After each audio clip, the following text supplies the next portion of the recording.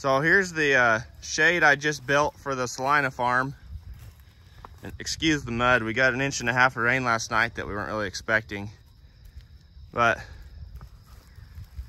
there's it's 32 feet long and 20 feet wide with a 275 gallon IBC tote at each end, because we don't have pressurized water here. So that's flowing to this little tank here. It's watering our, about 120 ewes, and there's 2 cows out there. And then who knows how many lambs, 100 something.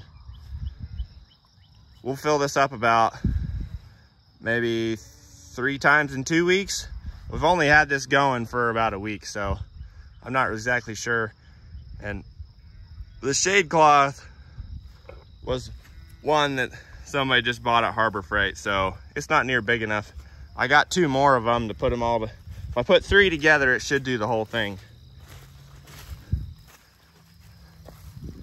I'll show you how it's built here in a minute, but you can see how we had to go over the totes, which made it a little bit more complicated, but we got her done. So it's like a 20-something foot long hay wagon chassis. Somebody had it as a header trailer, and we just cut parts off of it until it was down to nothing, and then we started building on it.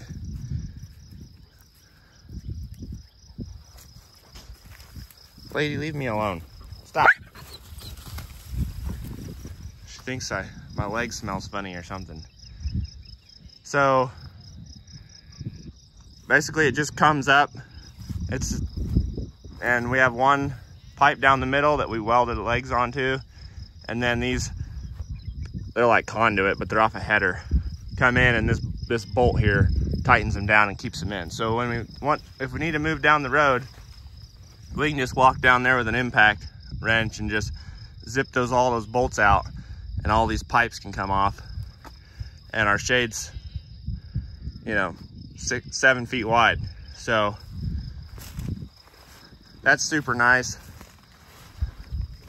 It's extremely rigid. It's 2 3/8 oil stem pipe, like from an oil well. So it's pretty heavy stuff.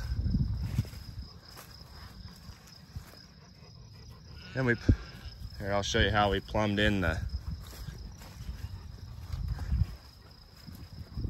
we used 1.5 inch plastic pipe, black plastic pipe, and we plumbed the 2 tanks together so they can keep that thing full. That way we can just fill up one and it'll fill up the other one.